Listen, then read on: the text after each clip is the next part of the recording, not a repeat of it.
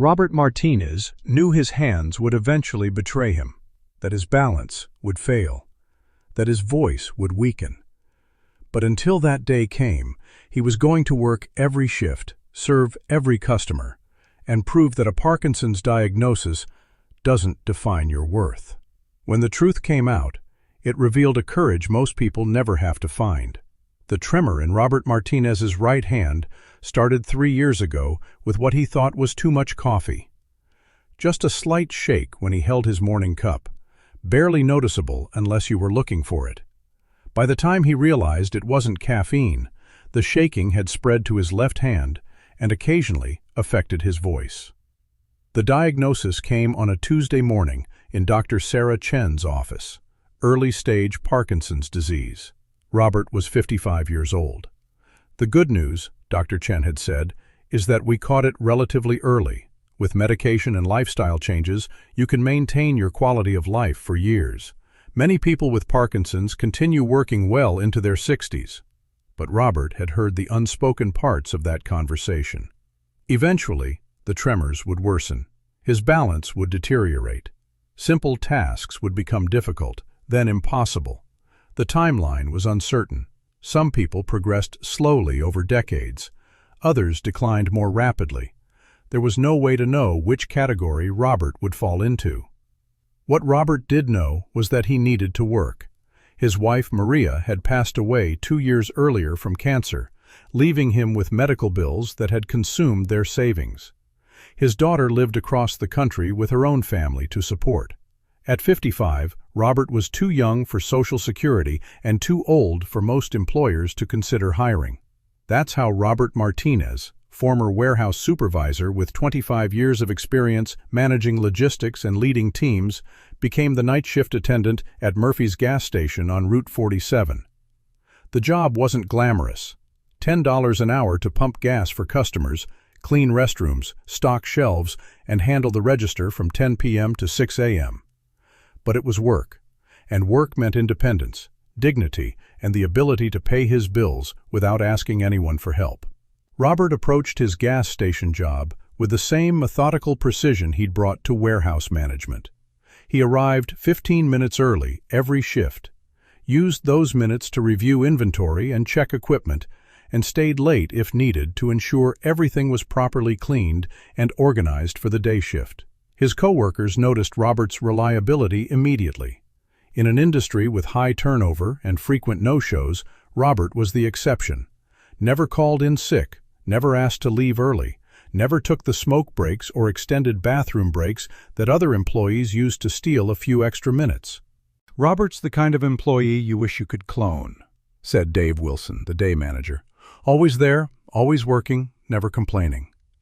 But what Dave and others didn't realize was that Robert's dedication came from necessity, not just work ethic. Every shift was a battle against his own body, a race against time, to prove he could still contribute, still earn his place in the world. The Parkinson's symptoms were subtle but constant. Robert's hands shook slightly when he counted change or signed receipts. His handwriting, once neat and precise, had become smaller and sometimes difficult to read. He moved more slowly than he used to, taking extra care when walking on wet pavement or carrying heavy items. Most challenging of all was the fatigue. Not just physical tiredness, but a deep exhaustion that seemed to emanate from his bones. Parkinson's affects the brain's ability to produce dopamine, the neurotransmitter that helps control movement and also influences energy levels. Robert felt like he was operating on half-battery power most of the time, but he compensated. He developed systems and routines that allowed him to work efficiently despite his limitations. He pre-organized his workspace so everything he needed was within easy reach. He used both hands when counting money to minimize the visible tremor. He took his Parkinson's medication precisely on schedule to maximize its effectiveness during his shifts. Robert's dedication didn't go unnoticed by customers either. Late-night travelers, third-shift workers stopping for coffee, and emergency responders fueling up appreciated his thoroughness and courtesy. He learned regular customers' names and preferences, always had a clean windshield squeegee ready, and kept the restrooms spotless. "There's something different about that night guy," said Jennifer Torres, a nurse who stopped at Murphy's every morning after her 12-hour shifts at the hospital. "He really cares about doing the job right." What Jennifer didn't know was that she was witnessing someone fighting to maintain normalcy in the face of a progressive disease that would eventually steal his ability to work at all. The moment of revelation came on a cold Thursday night in February. Robert was restocking the beverage coolers when his medication wore off earlier than expected, a common occurrence with Parkinson's as the disease progresses and medication becomes less predictable. His tremor intensified suddenly, causing him to drop a case of energy drinks. As he bent to pick them up, his balance faltered, and he grabbed the cooler door to steady himself. That's when Jennifer Torres walked in for her usual post-shift coffee. Jennifer had been a nurse for 15 years and had worked with Parkinson's patients throughout her career. She recognized the symptoms immediately: the specific rhythm of the tremor, the balance issues, the way Robert was moving with careful, deliberate motions to compensate for his condition. "Are you okay?" she asked, approaching Robert with the professional concern of someone who understood what she was seeing. Robert straightened up, forcing a smile. "Just clumsy tonight.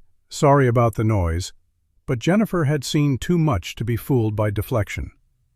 "How long have you been dealing with Parkinson's?" The question hit Robert like a physical blow. For months he'd been working to hide his condition, terrified that if people knew about his diagnosis, he'd lose his job and his independence. His first instinct was to deny it. "I don't know what you mean," he said, but his voice carried the slight slur that sometimes accompanied his symptoms. Jennifer's expression softened. "I'm a nurse. I've worked with Parkinson's patients for years. I can see the signs, but more importantly, I can see how hard you're working to manage them." Robert felt his carefully constructed facade crumbling. "Please don't say anything to management. I need this job." "Why would I say anything? You're doing excellent work. But can I ask, are you getting proper treatment? Are you working with a neurologist?" That conversation in the fluorescent-lit gas station became the beginning of an unexpected friendship. Jennifer learned that Robert had been struggling not just with his diagnosis, but with the fear and isolation that often accompany progressive diseases. He'd been fighting his battle alone, convinced that revealing his condition would make him unemployable.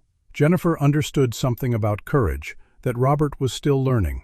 Sometimes the bravest thing you can do is let people see your struggle and still ask for help when you need it. Over the following weeks, Jennifer became Robert's unofficial health advocate. She helped him understand his medication schedule better, shared resources about Parkinson's support groups, and most importantly, helped him realize that his value as a worker and as a person wasn't diminished by his diagnosis. "You work harder than any healthy person I know," Jennifer told him one night. "You show up every shift, do excellent work, and treat every customer with respect. That's not despite your Parkinson's, that's because of who you are as a person." The transformation began slowly. Robert started being more open about his condition, not as an excuse for poor performance, but as context for understanding his dedication. When his hand shook while making change, he'd explain calmly that he had Parkinson's, but that it didn't affect his ability to serve customers accurately.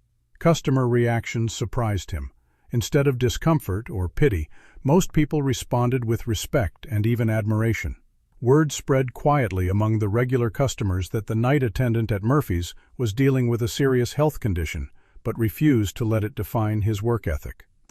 Dave Wilson, the day manager, learned about Robert's diagnosis when a customer specifically requested that the company recognize Robert's exceptional service despite his health challenges. Dave's initial reaction was concern, not about Robert's performance, which had been exemplary, but about whether the company was doing enough to support an employee dealing with a progressive disease. "Robert, why didn't you tell us about your diagnosis?" Dave asked during a private conversation. "We could have made accommodations, adjusted your duties if needed." Robert's answer revealed the fear that drives many people to hide their health conditions. "I was afraid you'd think I couldn't do the job anymore." "Are you kidding? You're the most reliable employee we have. If anything, we need to make sure we're supporting you properly."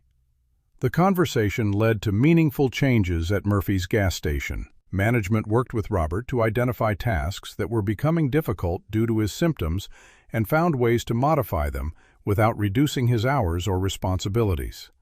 They installed better lighting to help with his vision changes, provided ergonomic tools to reduce strain on his hands, and adjusted his schedule to align with when his medication was most effective. More importantly, Robert's openness about his condition created an atmosphere of understanding and support among the entire staff. Coworkers began looking out for him during difficult days. Customers became more patient and encouraging, and Robert realized that his fear of judgment had been largely unfounded. The most significant change was in Robert himself. Instead of seeing his Parkinson's as something to hide, he began viewing it as part of his story, not the whole story, but a chapter that demonstrated his resilience and determination. When new employees started at the gas station, Robert would matter-of-factly explain his condition and how it affected his work, but always in the context of what he could do, not what he couldn't. He became an inadvertent advocate for people with disabilities, showing through example that productivity and dedication weren't limited by health conditions. Jennifer Torres, the nurse who had first recognized Robert's symptoms, watched his transformation with professional and personal satisfaction. "Robert taught me something important about courage," she said. "I see patients every day who are dealing with serious diagnoses, and many of them are consumed by fear about what the future holds. Robert shows them that you can acknowledge your limitations and still focus on your capabilities." The response was overwhelming. Customers began stopping at Murphy's specifically to meet Robert and express their admiration. Other people with Parkinson's reached out to share their own stories and ask for advice. Employers in the area began reconsidering their assumptions about the capabilities of workers with health conditions. Robert found himself in an unexpected role as a spokesperson for the idea that illness doesn't diminish a person's value or potential contributions. He began speaking at Parkinson's support groups, not as a medical expert, but as someone who had found ways to maintain dignity and purpose despite his diagnosis. But perhaps the most meaningful recognition came from his coworkers and regular customers, who organized a celebration of Robert's 2-year anniversary at Murphy's. The event wasn't about his Parkinson's. It was about his reliability, his kindness, and his unwavering commitment to doing his job well. Dave Wilson spoke at the celebration. "Robert doesn't just work here. He sets the standard for what excellent service looks like. He's shown all of us that dedication isn't about being perfect. It's about showing up every day and giving your best effort, regardless of what challenges you're facing." Today, Robert Martinez continues working the night shift at Murphy's gas station. His Parkinson's symptoms have progressed. The tremors are more noticeable, and some tasks require more effort than they used to. But he's still there every scheduled shift, still treating every customer with respect, still proving that a medical diagnosis doesn't determine a person's worth. Robert has also become an advocate for workplace accommodation and understanding. He consults with other businesses about supporting employees with progressive diseases, always emphasizing that accommodation doesn't mean lowering standards. It means helping people meet those standards in ways that work with their abilities. His message is simple but powerful. "I'm not working despite having Parkinson's. I'm working because I have value to contribute, and Parkinson's is just one part of my story.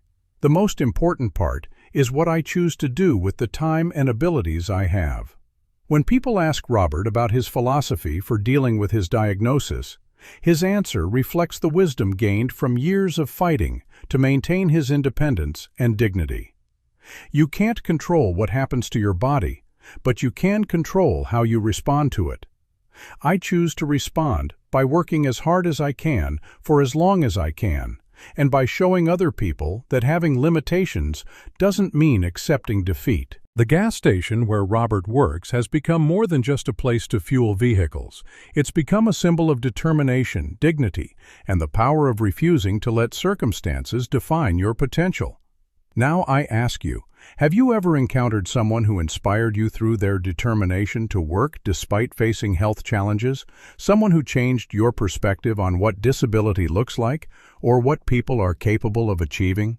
Share their story in the comments below, because here at Silent Heroes, we believe that courage comes in many forms, and sometimes the most heroic thing you can do is simply refuse to give up. Thank you for watching.